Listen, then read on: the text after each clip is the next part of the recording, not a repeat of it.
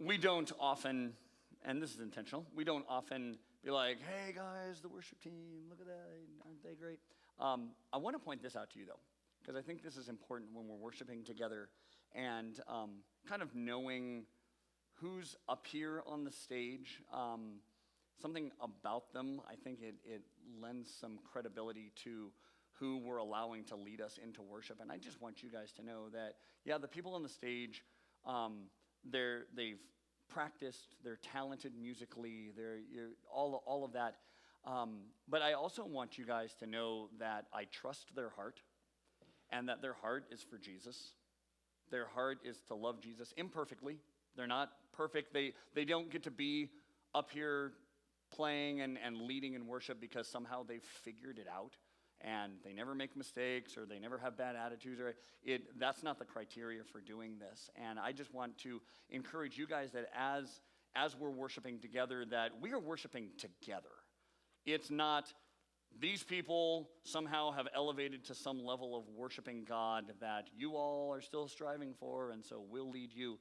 This is an opportunity for all of us to worship. And I guess I want each of us, when we walk in here on a Sunday morning or a Wednesday night, to recognize that us coming to God is not dependent on as long as you didn't screw up too bad this week, as long as you don't have too much sin in your life, that's not the criteria. God says to love him with all our heart, all our soul, all our mind, and all our strength. And it's in our weakness that he's made strong. And so when we come in here, let the time of worship or let the time of when we're in detour groups or a message, whatever, be a time where we go, okay, God, I'm going to let you have my heart. I don't know what that's looked like for you this week, whether you've stopped at all and gone, God, what do you want to do in my heart? I know that it is so easy for me to go through my week, and I've got tons of stuff to do. I've got all the things to do around here. We've got computers that have been wiped clean. I've got 3 kids. We've got hobbies. We've got things we do as a family. And it can be so easy for me to get to the end of my week and just be like, other than, I don't know, being a decent guy, other than being employed by a church, in what way am I living for Jesus? In what way have I sacrificed for him? In what way have I gone, you know what? I'm going to put down all the stuff that feels good or that I'm so busy doing, and I'm going to take up the things that God is giving me, and take up the things that God has for me. And sometimes that decision is really tough because we weigh it against rehearsal, against school, against family stuff, against our mood. We weigh these things and we go, I don't know. Is it really worth putting my cell phone down for 15 minutes and praying? Is it really worth not going out with my friends on a Wednesday night when everybody's going to be hanging out, and instead I'm going to worship and I'm going to come to youth group? And sometimes those decisions are really tough. So one of the things I want you to interact with me a little bit. We're going to do a little game called Is It Worth It? All right? And you have to decide, is it worth it or is it not worth it? You ready? Okay, first one. I don't know what's working and what's not working, Tim, so you may need to, there we go. All right, the night before the first day of school, you get the idea to bleach your hair for the first time in your life. Stand up if you think it's worth it. Stay seated if you think it's not worth it. Okay, Gavin, why is it worth it? Because yellow. Enough said, right? Jake, why is it worth it? See, there you go. Hey, it's worth it to him, it'll be worth it to me. Good answer. Okay? Michael, why is it worth it? Why not? Well, there's probably some reasons why not. Okay, Caitlin, why is it not worth it to you?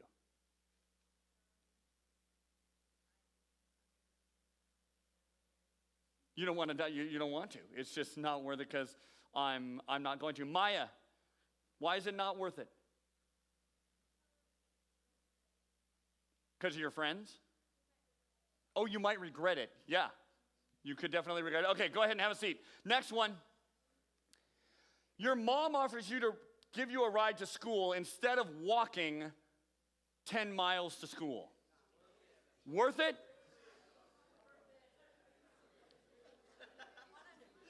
Mom gives you a ride. Okay, let me add a little something. Your mom is very fond of saying goodbye to you by shouting out the window, "Have a great day, Pookie Bear."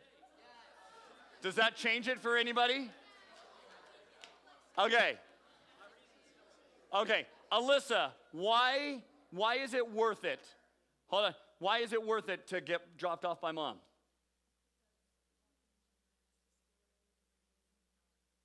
Okay, walking 10 miles is a lot. How about 5 miles? How about 2 miles?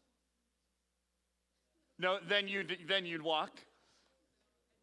You'd still want to ride. Okay. Who else? Aiden, why is it worth it? She's going to call you Pookie Bear. Okay. And just a little shout out and encouragement. You guys, it's your mom. Get over it. Okay? Let your mom do and show affection the way she wants to show you affection. And if anybody gives you a hard time about it, you let them know, hey, that's my mom. And you stick up for your mom. Owen, I don't know. Does it have anything to do with? In what? Google says it takes 2.5 2.5 hours. hours, okay. But you don't get called Pookie Bear. Okay, go ahead and have a seat. Next one. It's a new school year. Not many people know you. It could be a good time to reinvent yourself. Fake a Russian accent. Stand up if it's worth it. Okay. All right. Now, okay, Logan, why is that worth it? You like doing accents. Do you have a Russian accent? Oh, I like it. That's very good. Okay, the lights are very bright. Mackenzie, why would that be worth it?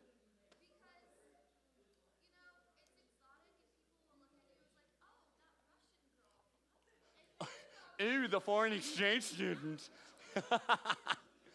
Okay. All right. All right. Is that the last one, Tim? Or was there one more? There's one more. All right, go ahead and have a seat. On break, like in passing period, you find a love note on the ground with a phone number. It says, call me. Do you call it? Worth it to call it. Worth it to call it.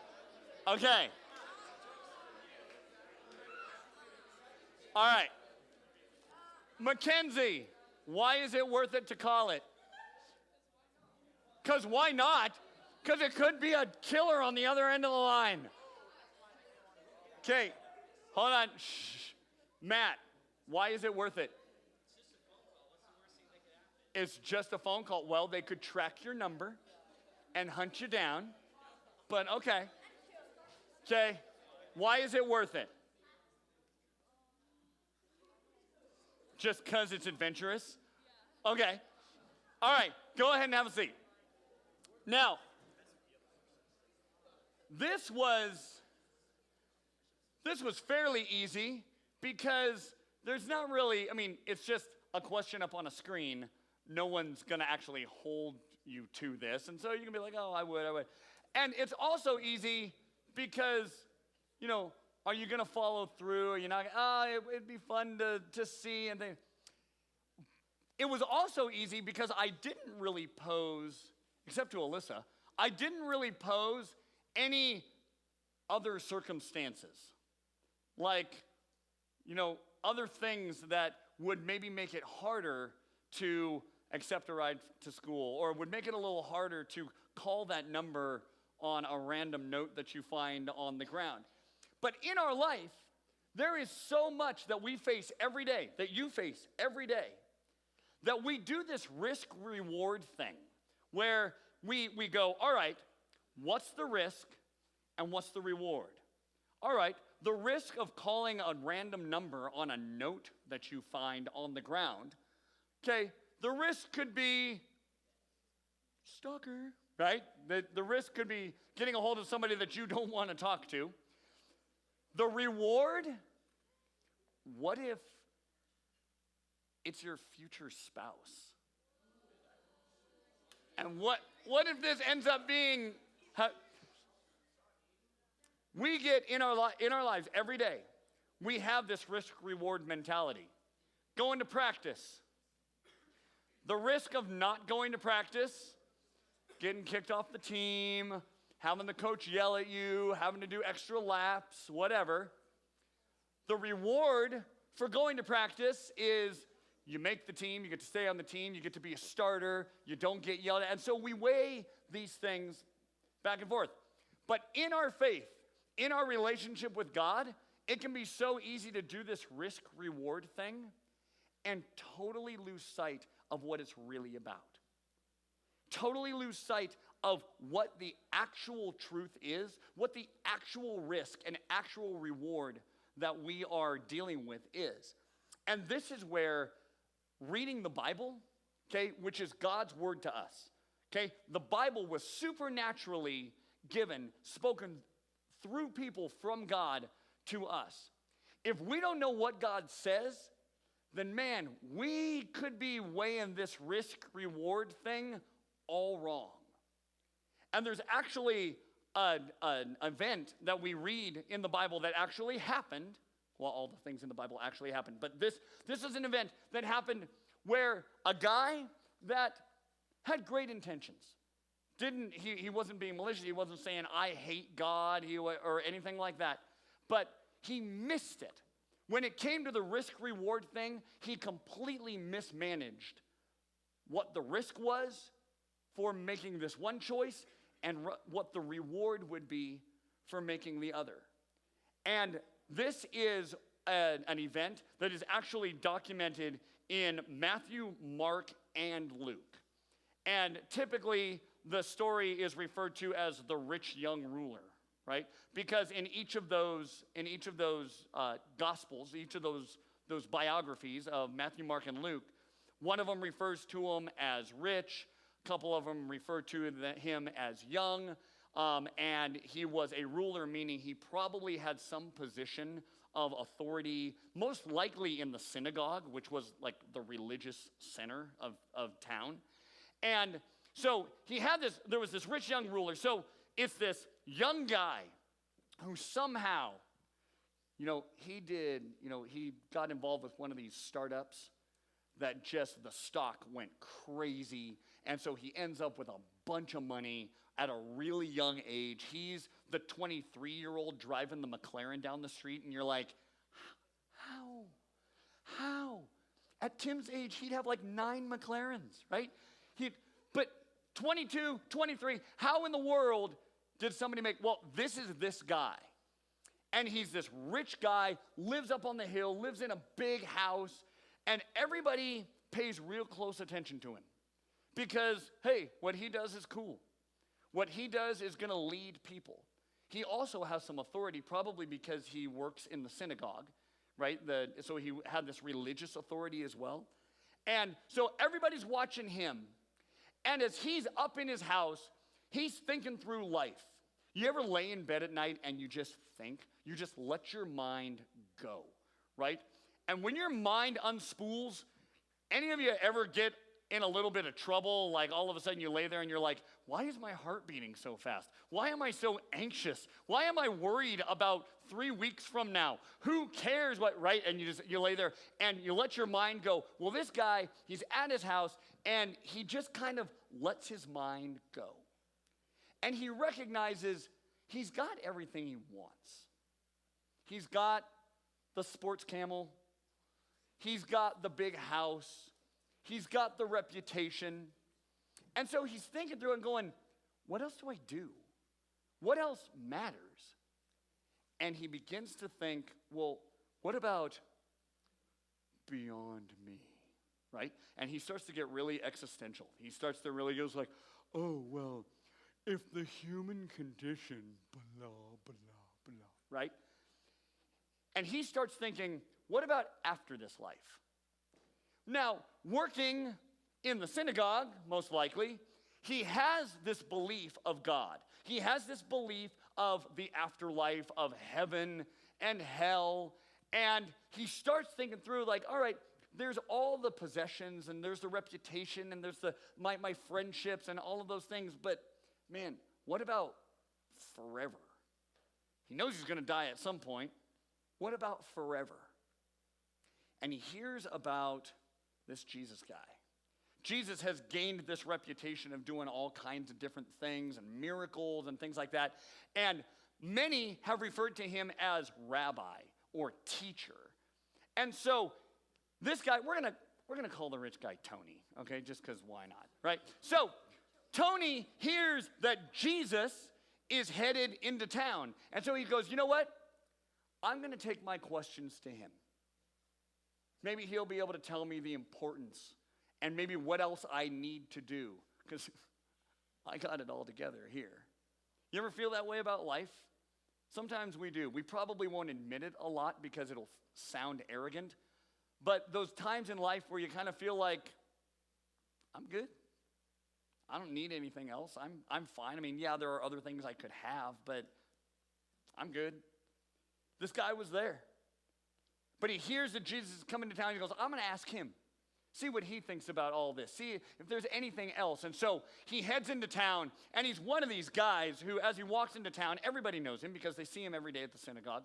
And as he's walking through town, he's fist bumping people, and people from like across the street are like, Tony, right? And he's like, word, right? And he's walking, and he walks right up to Jesus. Now, Tony has some boldness to him because he's recognized as being rich. He's recognized as being powerful or at least influential. And he walks right up to Jesus, looks Jesus in the eyes, and goes,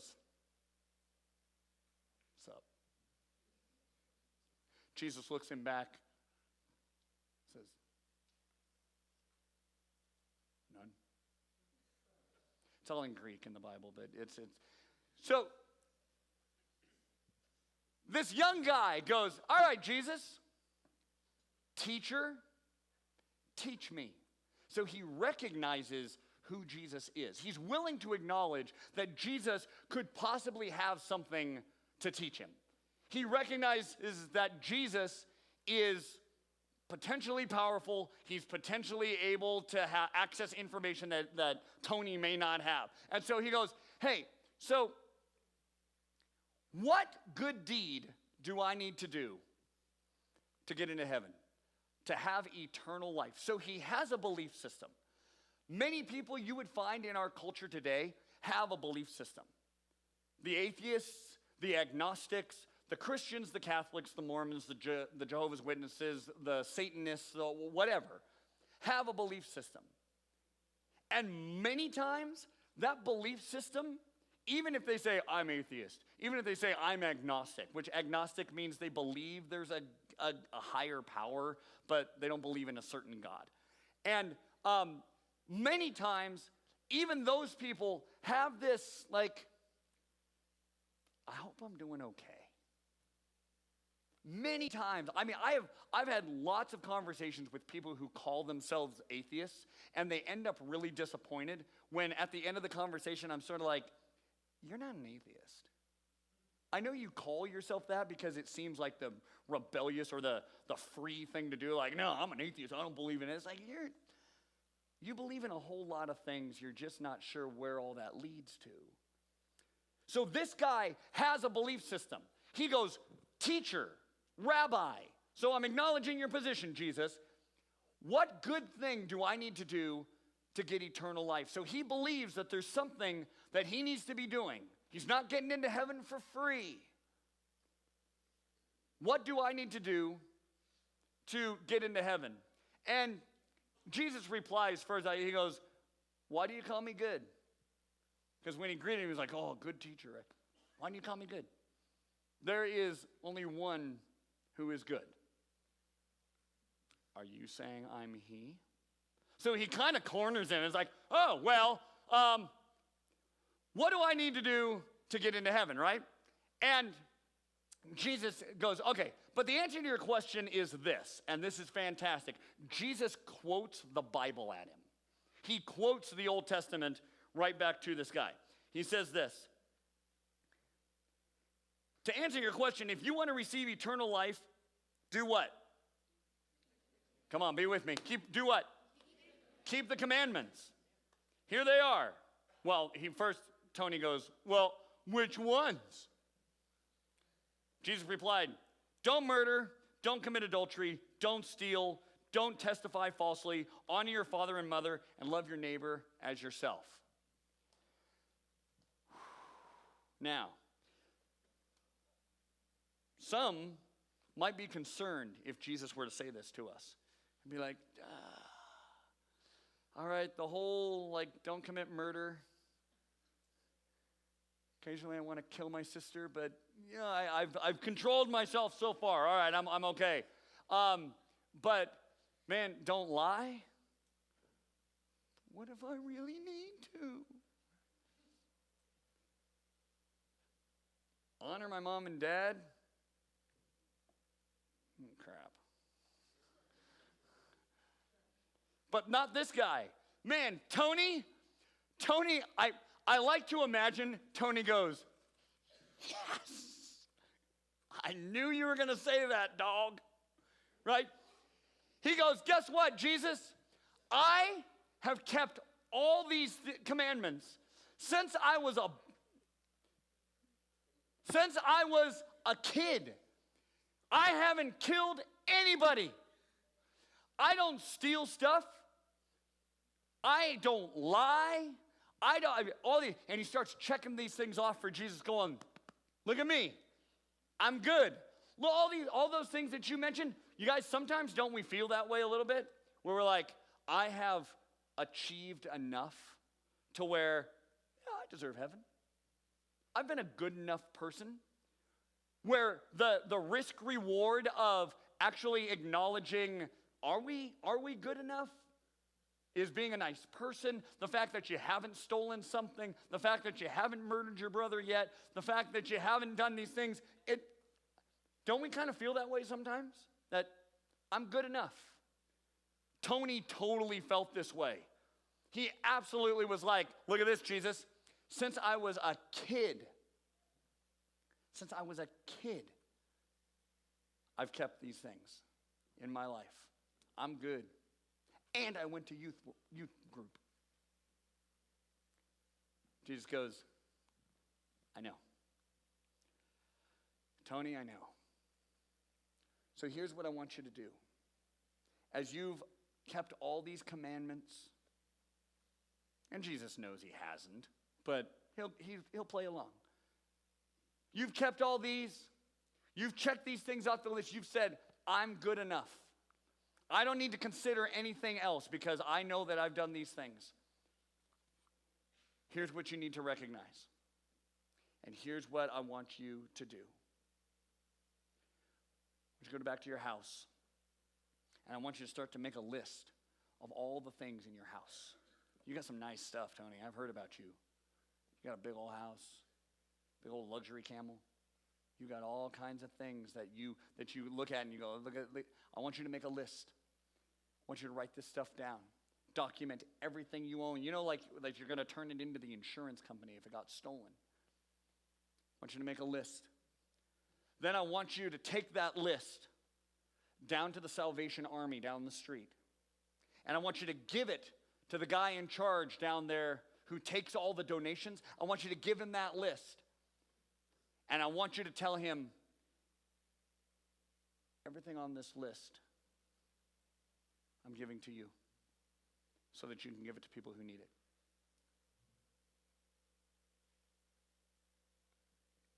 At this point, Jesus probably saw Tony's face go pale as he imagined, his stereo and his phone and all the things.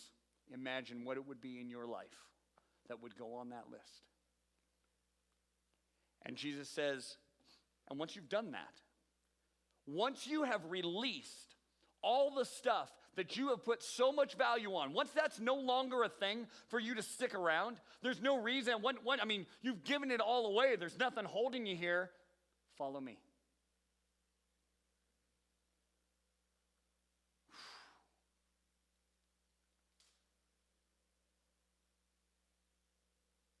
Tony doesn't say anything.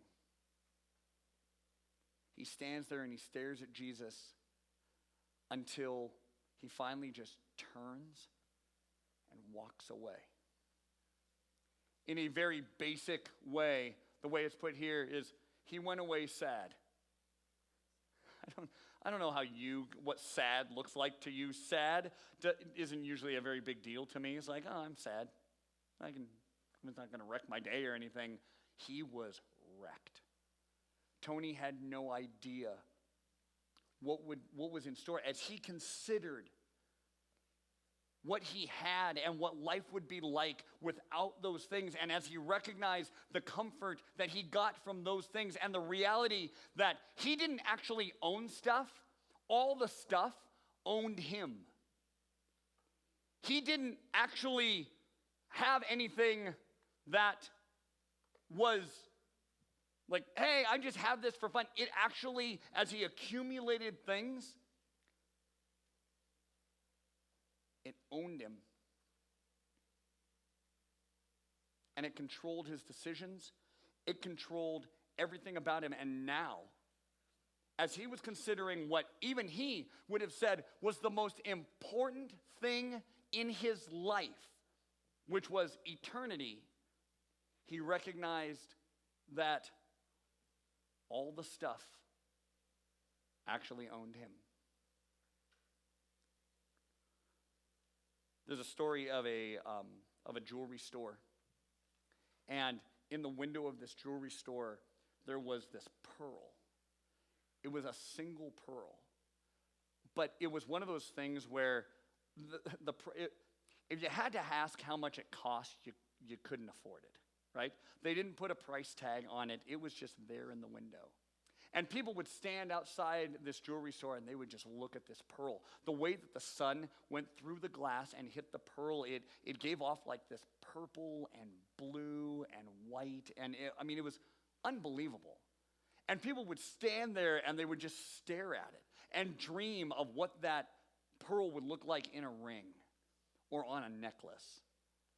And every now and then, somebody would wander in and go up to the jeweler and ask him, like, all right, so just for fun. I like to do this down at the CNC car shop. I was like, just for fun, how much is this one? All right. They would go and they'd say, so that pearl in the window, how much is it? And this is what the jeweler would say. It'll cost you everything you own. And everybody was like, whoa, okay, wow.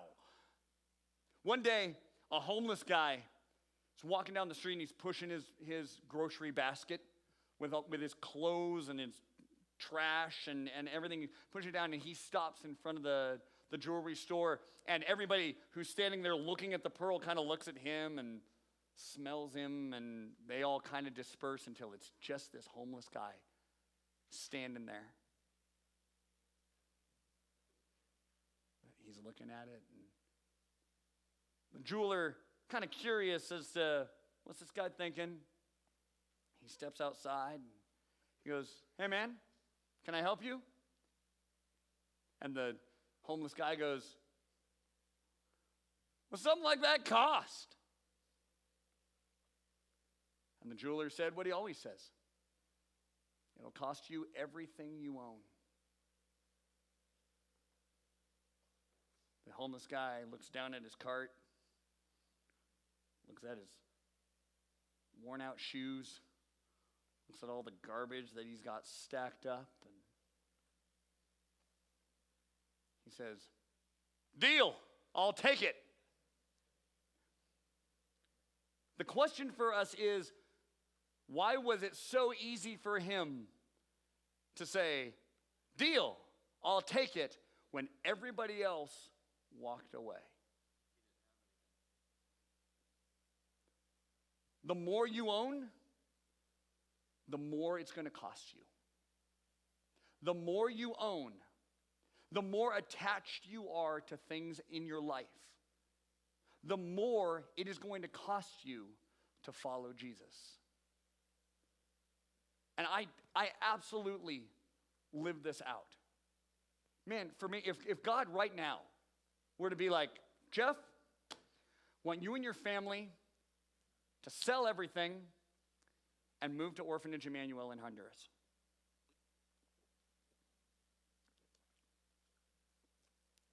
Man, I'm pretty comfortable.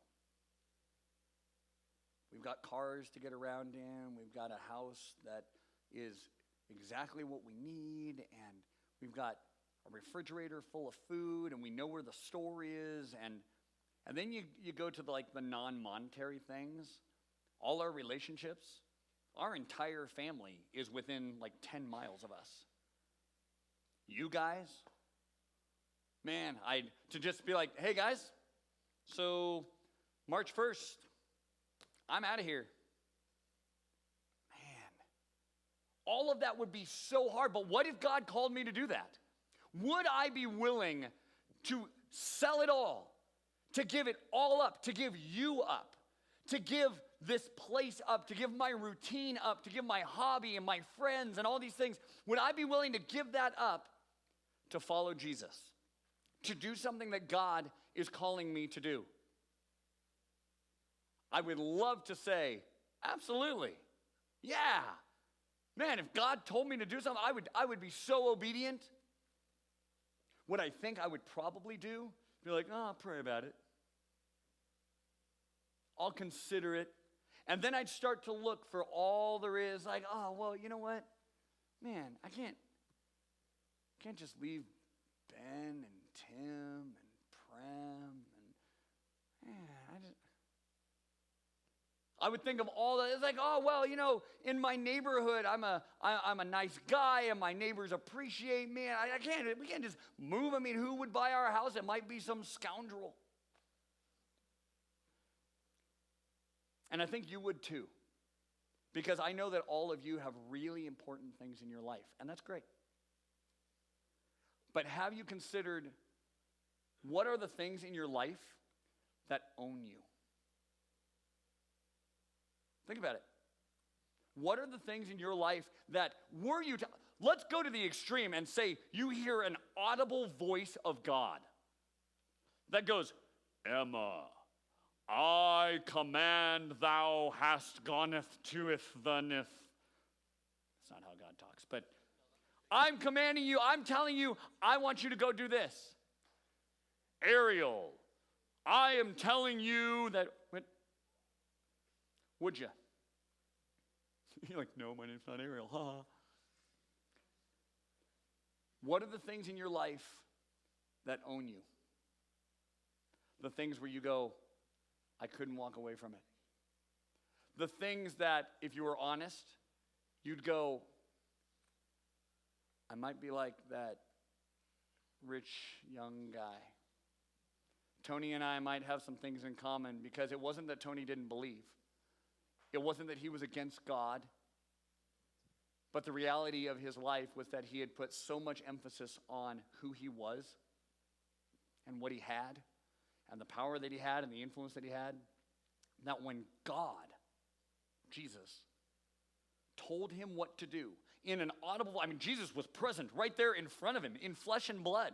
It wasn't even just a voice from the sky. It was flesh and blood. When God told him, get rid of your stuff so it's not getting in the way and follow me. He wasn't able to do it. So for you, is it possessions? Is it reputation? Is it a relationship? Is it future opportunity? What is it that owns you?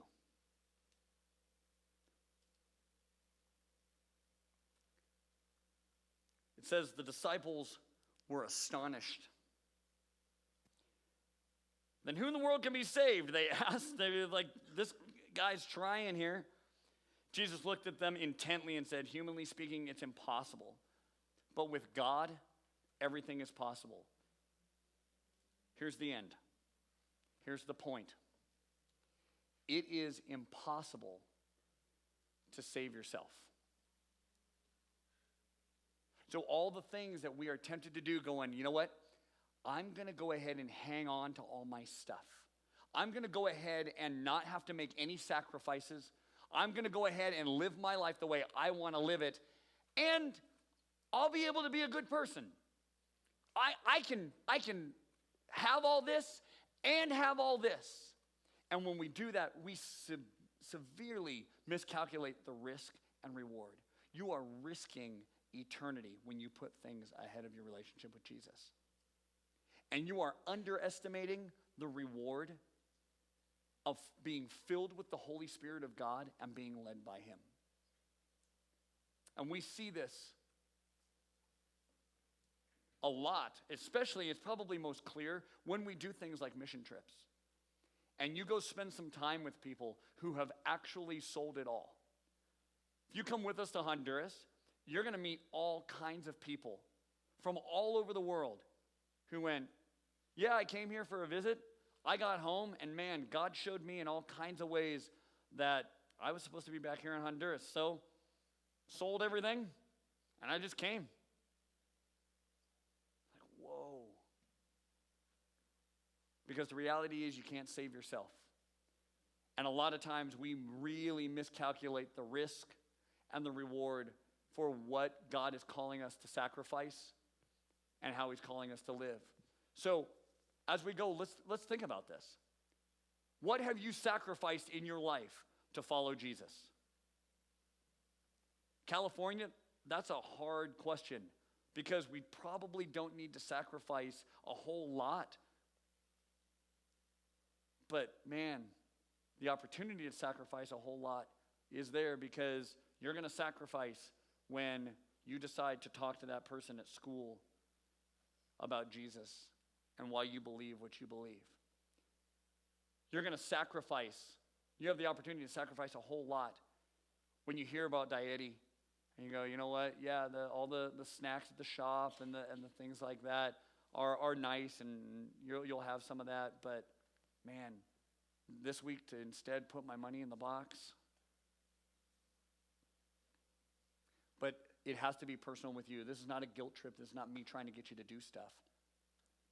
But I know that in a lot of ways I'm blind to what God is asking me to give up. I'm unwilling to risk it, and I'm underestimating the reward of the presence of God in my life. So God, I pray that you would be with each one of us, because it's hard for us to see. God, I identify with Tony a lot. He believed. The faith was there, but the perspective was off. God, I don't want my perspective to be off. God, I pray for every person in this room, we don't want our perspectives to be off, where we underestimate the risk and we make things no big deal that you've called us to do or to stay away from. And we underestimate the reward of what a life in you would be. So I pray, God, that you would stir this up in us. I pray that you would change us, that you would get us comfortable with being uncomfortable, and that living for you would be the most important thing in our lives. So God, come and do whatever work you need to in Jesus' name. Amen. Love you guys. Have a good week. If you're going to winter camp, just stick around. We're going to be starting the meeting in just a few minutes.